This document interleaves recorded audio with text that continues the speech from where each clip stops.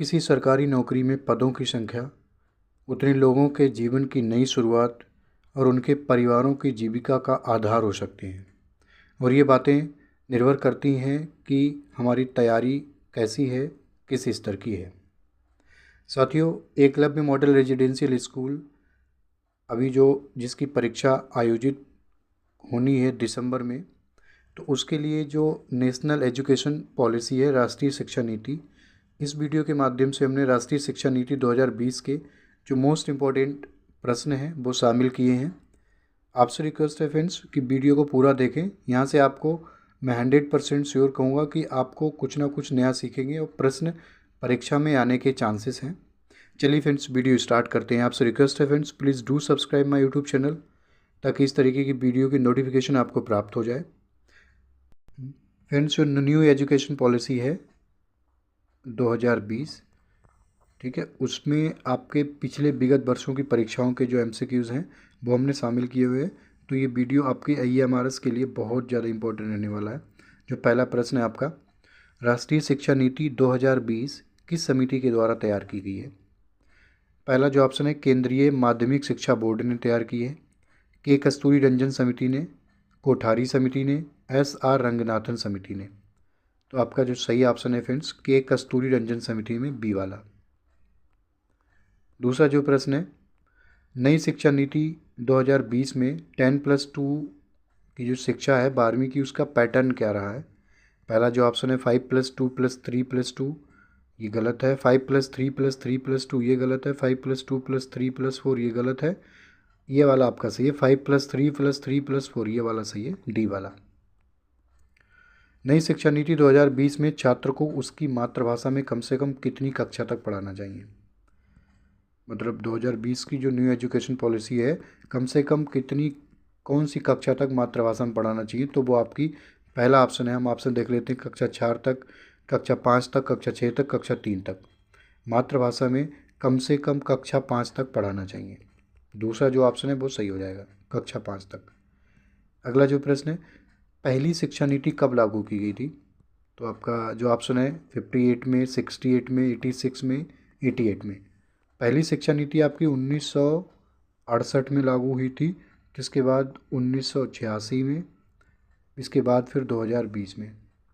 ये पहली है, दूसरी है आपकी, ये तीसरी है। तो इसमें जो ऑप्शन है 1968 में। नई शिक्षा नीति 2020 के तहत किस वर्ग से व्यवहारिक कक्षाएं शुरू होंगी? मतलब कौन सी कक्षा से जो प्रैक्टिकल जो क्लासेस हैं वो शुरू होंगी? वो आपकी कक्षा 5 से, कक्षा 6 से, कक्षा 7 से, कक्षा 8 से। जो सही ऑप्शन है फ्रेंड्स, वो आपका कक्षा 6 से। कक्षा 6 से आपकी व्यवहारिक कक्षाएं शुरू होंगी न्यू एजुकेशन पॉलिसी 2020 के अनुसार। अगला जो प्रश्न है, राष्ट्रीय शिक्षा नीति 2020 के अनुसार आकलन के क्या उद्देश्य हैं? आकलन के जो उद्देश्य, पहला जो ऑप्शन है, अध्यापन अधिगम क्रियाओं को दोहराना, अधिगम और विकास को अनुकूल बनाना, कक्षा के अंदर बाहर विद्यार्थियों को समर्थन देना, उपरोक्त सभी। तो देखो, नाम जो ऑप्शन है उनसे पता चल जाता है कौन सा सही होगा। कक्षा के अंदर और बाहर विद्यार्थियों को समर्थन देना, ये वाला सही है, ये दोनों गलत है। राष्ट्रीय शिक्षा नीति 2020 कितने 2020 में कितने स्तंभों पर आधारित है? ये सितंबर नहीं है, कितने स्तंभों पर आधारित है? 5 स्तंभों पर, 6 स्तंभों पर, 7 स्तंभों पर, 4 स्तंभों पर। तो आपकी जो राष्ट्रीय शिक्षा नीति 2020 जो है वो आपकी 5 स्तंभों पर आधारित है। और जो स्तंभ हैं आपके 5 स्तंभ, पहुंच, समता, गुणवत्ता, वहनीयता, जवाबदेही, ये 5 स्तंभ है। पहुंच, समता, गुणवत्ता, वहनीयता, जवाबदेही। राष्ट्रीय शिक्षा नीति 2020 की मूलभूत साक्षरता और संख्यात्मकता की पूर्व अपेक्षाएं क्या हैं? जो ऑप्शन पढ़ लेते हैं, संख्याओं के साथ पढ़ने व लिखना, संख्याओं के साथ पढ़ना व लिखना, पढ़े लिखे और संख्याओं के साथ खेलें, पढ़े लिखें और संख्याओं के साथ खेलें, सुने बोलें और अंकगणित करें, संख्याओं के साथ पढ़ने और बुनियादी संचालन।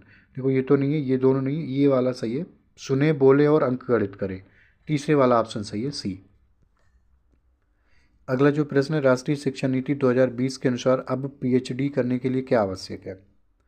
पीएचडी करने के लिए जो पहला ऑप्शन है 4 साल की स्नातक डिग्री होनी चाहिए, 5 साल की स्नातक डिग्री होनी चाहिए, 6 साल की स्नातक डिग्री, 3 साल की स्नातक डिग्री।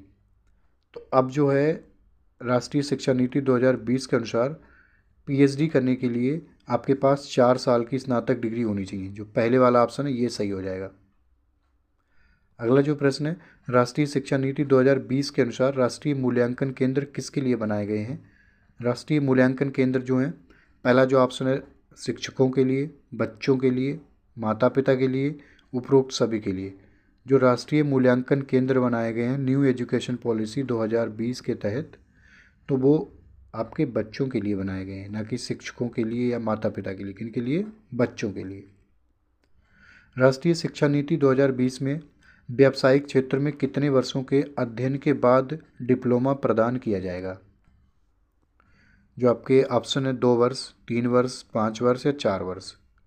तो राष्ट्रीय शिक्षा नीति जो 2020 के अनुसार जो व्यावसायिक क्षेत्रों में डिप्लोमा मिलेगा फ्रेंड्स, वो आपका 2 वर्ष के बाद मिल जाएगा। कौन सा ऑप्शन है? 2 वाला। ए जो विकल्प है वो सही हो जाएगा 2 वर्ष के बाद। अगला जो प्रश्न है, राष्ट्रीय शिक्षा नीति 2020 में शिक्षक और छात्र का अनुपात क्या रखा गया है। शिक्षक, टीचर और स्टूडेंट का जो अनुपात है वो क्या रखा गया, वो आपका 1:29, 1:30, 1:27, 1:32। तो प्रत्येक 30 छात्रों पे एक टीचर होना चाहिए, मतलब 1:30। बी वाला जो ऑप्शन है वो सही हो जाएगा, बी 1:30। नई शिक्षा नीति 2020 में मानव संसाधन विकास मंत्रालय को क्या नाम दिया गया। मानव संसाधन विकास मंत्रालय का क्या नाम दिया गया है। विकास मंत्रालय, शिक्षा मंत्रालय, नया शिक्षा मंत्रालय, मानव संसाधन मंत्रालय। तो जो इसको दिया गया मानव संसाधन विकास मंत्रालय का नाम बदल के शिक्षा मंत्रालय कर दिया गया है। ऑप्शन बी सही हो जाएगा। राष्ट्रीय शिक्षा नीति 2020 में पहले 5 वर्षों को कौन सी व्यवस्था दी गई है। मतलब जो चरण में बांटा गया है, शुरू के 5 वर्षों को किस चरण में रखा गया है। मध्य चरण, प्रारंभिक चरण, माध्यमिक चरण या नींव चरण। तो शुरू के 5 वर्ष है, जैसी बात लोग कहते हैं जब शुरू में नींव जब अच्छी होगी तब बिल्डिंग अच्छी होती है, तो वही है नींव चरण बोला गया। शुरुआती के 5 वर्षों को क्या बोला गया, नींव चरण। जो ऑप्शन डी है वो सही हो जाएगा। नई शिक्षा नीति 2020 में किस पाठ्यक्रम को समाप्त कर दिया गया है। कौन से पाठ्यक्रम को समाप्त किया गया। जो पहला ऑप्शन है क्या, एमफिल को, बीएड को, बीटीसी को, उपरोक्त सभी को। सभी को तो नहीं, जिसको समाप्त किया गया है न्यू एजुकेशन पॉलिसी 2020 के अंतर्गत, वो आपका एमफिल को समाप्त कर दिया गया। पहला जो ऑप्शन है वो सही हो जाएगा, इसको हटा दिया गया। जीडीपी का कितना प्रतिशत केंद्र सरकार द्वारा नई शिक्षा नीति 2020 में खर्च किया गया था। ये एक्चुअली पुराना क्वेश्चन है। 2020 में जो खर्च किया गया था जीडीपी का, वो आपका 4% था, बट अब बढ़ा के 6%। तो अब के अनुसार जो सही ऑप्शन है वो आपका हो जाएगा सी, मतलब सी जो है सही हो जाएगा। 2020 में जीडीपी का 4% खर्च किया था, बट अब बढ़ा के 6% कर दिया गया। राष्ट्रीय शिक्षा नीति 2020 निम्नलिखित में से क्या प्रस्ताव रखती है। जो आपके ऑप्शन है, बहुभाषावाद को बढ़ावा नहीं देना चाहिए। बढ़ावा नहीं देना चाहिए फिर गलत हो गया नहीं लगाने से। शिक्षकों को द्विभाषिक प्रयोग के प्रोत्साहन किया जाना चाहिए, ये वाला गलत है। प्राथमिक कक्षाओं में शिक्षा का माध्यम एक ही भाषा होना चाहिए, नहीं। प्राथमिक कक्षाओं के बच्चों को स्थानीय भाषाओं में पढ़ाया जाना चाहिए, ये वाला सही है। वहाँ की जो लोकल लैंग्वेजेज हैं बच्चों की, उनमें पढ़ाया जाना चाहिए, तो ज़्यादा समझ में आता है। राष्ट्रीय शिक्षा नीति 2020 के अनुसार विद्यालयों में अधिगम क्या होना चाहिए। जो आपके ऑप्शन है, प्रयोगात्मक, व्यवहारात्मक, विषय वस्तु अभिमुख, पाठ्यपुस्तक अभिमुख, मतलब विषय वस्तु आधारित या पाठ्यपुस्तक आधारित, और पहला है प्रयोगात्मक फिर व्यवहारात्मक। देखो ऑप्शन से पता चलता है जो राष्ट्रीय शिक्षा नीति है उसका अधिगम क्या होना चाहिए फ्रेंड्स। तो आपका देखो प्रैक्टिकली नॉलेज पे ज़्यादा ध्यान देना चाहिए, प्रयोगात्मक होगा। दूसरा जो अगला जो प्रश्न है आपका 19वां, राष्ट्रीय शिक्षा नीति 2020 के अध्यक्ष कौन है। डॉक्टर के कस्तूरी रंजन, दौलत सिंह कोठारी, एस.आर. रंगनाथन, रामनाथ कोविंद। रामनाथ कोविंद जी हमारे नहीं होंगे, राष्ट्रपति महोदय रह चुके हैं। तो किसने बनाई थी, कौन सी समिति, डॉक्टर के कस्तूरी रंजन समिति के द्वारा। तो जैसी बात अध्यक्ष भी यही होंगे। पहला जो ऑप्शन है वो सही हो जाएगा, डॉक्टर के कस्तूरी राजन अध्यक्ष थे हैं। राष्ट्रीय शिक्षा नीति 2020 में निम्न में से किस शिक्षा शास्त्रीय रणनीति को अपनाया गया है। 2020 की जो न्यू एजुकेशन पॉलिसी है उसमें से किस शास्त्रीय रणनीति को अपनाया गया है? वो आपका पहला जो ऑप्शन है, वेदन तथा बार बार अभ्यास करना, कथावाचक आधारित शिक्षा शास्त्र, चर्चा आधारित कथाएं, उपरोक्त सभी। तो जो शिक्षा शास्त्रीय रणनीति है वो आपकी अपनाई गई है कथावाचन आधारित शिक्षा शास्त्र, कथा पर। दूसरा वाला जो ऑप्शन है विकल्प वो सही हो जाएगा बी। राष्ट्रीय शिक्षा नीति 2020 के अनुसार शिक्षा कैसी होनी चाहिए? अन्वेषित, प्रेरित, खोज उन्मुख होनी चाहिए, पाठ्य पुस्तक तथा शिक्षक केंद्रित नहीं, अभ्यास पर आधारित होना चाहिए नहीं, परीक्षा के लिए सीखने की ओर उन्मुख होना चाहिए। ये उतना सही नहीं है, बट जो पहले वाला है वो ज़्यादा सही, अन्वेषित, प्रेरित, खोज उन्मुख, ये वाला सही होगा आपका। अगला जो प्रश्न है, राष्ट्रीय शिक्षा नीति 2020 के अनुसार विद्यालयों में मूल्यांकन का अभिरूप क्या होना चाहिए? ये उसी से सिमिलर है बट थोड़ा उसका लेवल टफ है इससे। रचनात्मक, योगात्मक, इसमें दो शब्द जोड़ दिए, रचनात्मक योगात्मक, दूसरा योगात्मक रचनात्मक, अधिगम रटकर याद रखना नहीं, लचीले उपागम तथा कठोर मानवीकृत परीक्षण नहीं। तो इसका जो सही ऑप्शन हो जाएगा फ्रेंड्स वो आपका हो जाएगा योगात्मक और रचनात्मक, दूसरा वाला जो बी खंड है वो सही हो जाएगा। भाषा के संदर्भ में राष्ट्रीय शिक्षा नीति 2020 किस पर बल देती है? भाषा के संदर्भ में राष्ट्रीय शिक्षा नीति 2000 बल जो है एक भाषावाद पर नहीं, गलत है, बहुभाषावाद पर, ये जा इसका सही होगा। अगले पढ़ लेते हैं, संपूर्ण भारत में बोलचाल की भाषा हिंदी हो नहीं, संपूर्ण भारत में बोलचाल का माध्यम अंग्रेजी हुई तो कतई नहीं। तो इसका जो बी वाला ऑप्शन है वो सही हो जाएगा, बहुभाषिता पर। राष्ट्रीय शिक्षा नीति 2020 के अनुसार विद्यार्थियों के किन किन आयामों की प्रगति व योग्यता को शामिल करना चाहिए? राष्ट्रीय शिक्षा नीति 2020 के अनुसार विद्यार्थियों के किन आयामों की प्रगति व योग्यता को शामिल करना चाहिए? पहला जो खंड है, भौतिक, क्रियात्मक और मनोवैज्ञानिक, संज्ञानात्मक और आध्यात्मिक, संज्ञानात्मक और भौतिक, संज्ञानात्मक, भावनात्मक और मनोगत्यात्मक।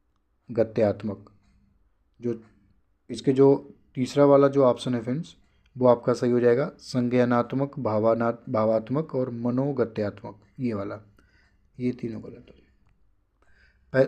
25वां प्रश्न है आपका, राष्ट्रीय शिक्षा नीति 2020 के अनुसार विद्यार्थियों का रिपोर्ट कार्ड जो अभिभावकों को दिया जाएगा वह किस पर आधारित होना चाहिए?